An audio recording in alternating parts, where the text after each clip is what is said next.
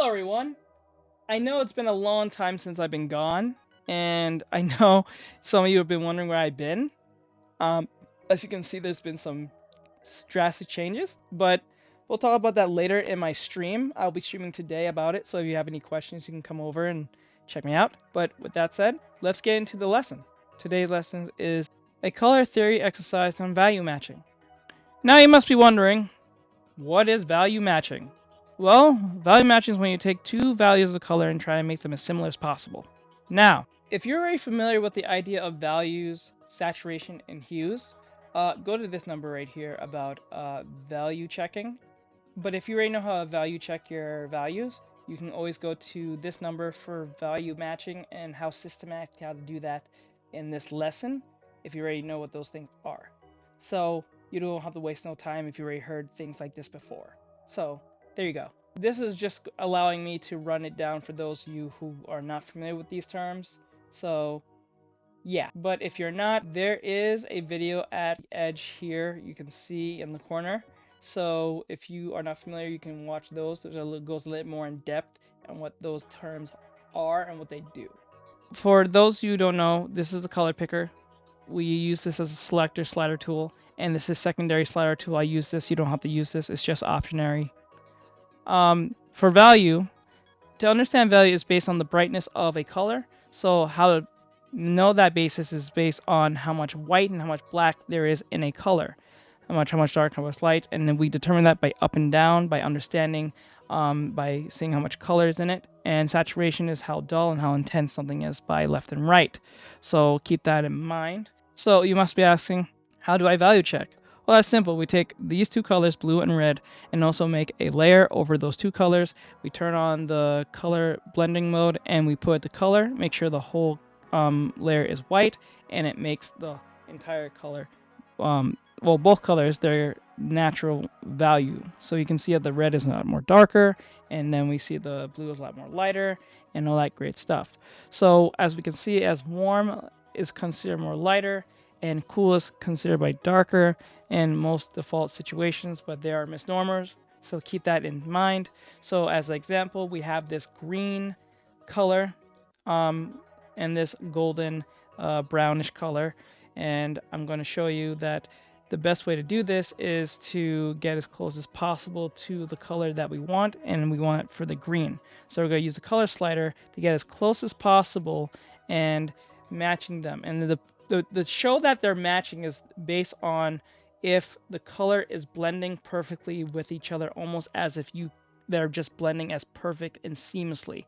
They shouldn't have much of a border. If you can even see a little bit of a border, you can change that a little bit, and I'll show you an example of that border in a second. So we have this dark red, and then we're going to put in another color, but you might ask the question, what if I can just take that color wheel and just go on a different color without moving the color picker circle? You can do that, but 9 times out of 10, you're going to get something completely different like this that makes that border right there. You can see the border between them, so that means they're not going to work. Just because you go to a different slider doesn't mean you're going to get the same value color. So it's up to you to make the right decisions based on systematically finding a way to, make the colors blend perfectly with each other. That's how you manage to do it. And as you can see, they now match like this. Now, you might ask the question, and you can see an example of how close they are and how different they are. These two contrast each other, but they are the same value. So how do I systematically value match? Now, the best way to do this is look at brightness as a form of IQ to understand someone's intelligence. And then saturation is like someone's personality. Trust me, those all make sense as I explain it. Like how dull they are, how intense they are as their personality, what their hobbies, all that type of stuff. And for hue, it's basically like their aura. Think of like Dragon Ball or any anime with anyone who has an aura around them. They usually have some form of color around them, usually blue or purple or red or whatever. So perfect example of this, I'm going to use these characters to show that. So Goku's is a light blue. Hey, it's me, Goku! Deku's a dark green. And Naruto's red. Sakura is useful and badly gorgeous. Come change my mind. I mean Daddy AO, and I don't hate my son. Please take note, these colors are just for representation of example. That's it. It doesn't really mean those are their true colors or anything like that. So don't get butthurt if that's the case. Anyway, so for the IQ for this, we're going to try to get as close as possible to Goku's color by using this purple and see how much we can match it as much as possible. I will put numbers on the side of it so you guys can see how close we are and how farther we are in number. So you can see how much drastically two things can be in different numbers settings, but can still have the same type of value, or at least close value that they can blend perfectly well. So with purple, here, I was trying to adjust here.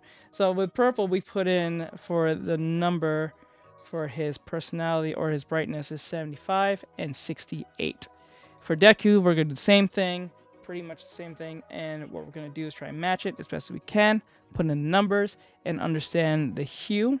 And his is green, as typical is going to be, and anything else that we can put in. But mainly anything else is supposed to be blue. And then we're going to put in 58 and for 50. And now for Naruto, pretty much the same thing as the other two. We're going to put in the color, and then we're going to put in the saturation and then the brightness. So remember, the best way to find out the brightness of the IQ of the character is based on how much light and how much darkness is in the color. So for Naruto's 25 and his saturation is 40. So it's pretty good, but we're going to see the examples here for Goku's 79, and it'll be 69 for that, and Deku's 28 and 49. As for Naruto's 36 and a pure 100 on that red. So that's amazing. Even if it's a pure 100 on the red, it's still a 41 for the green. So that's amazing. That's really amazing. I hope this helps you guys out there, those of you who are watching this. I hope this is a great system. Maybe it makes it easier for you to understand how to color match, so you don't get too much saturated colors too much on that end. So I hope that helps in that sense. So today we learned brightness, saturation, and hue, how to value match, and to value check. So I hope this helps you guys out there. I hope it gave you some understanding on how to get to point A to point B. So I will be streaming and tell you guys what's been going on with me and all that great stuff and the changes that's coming to Artextric.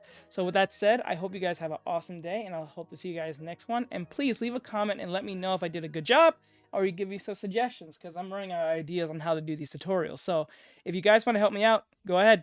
Give me any type of ideas. I will love to hear it. So with that said, I'll see you guys in the next one. Later, guys!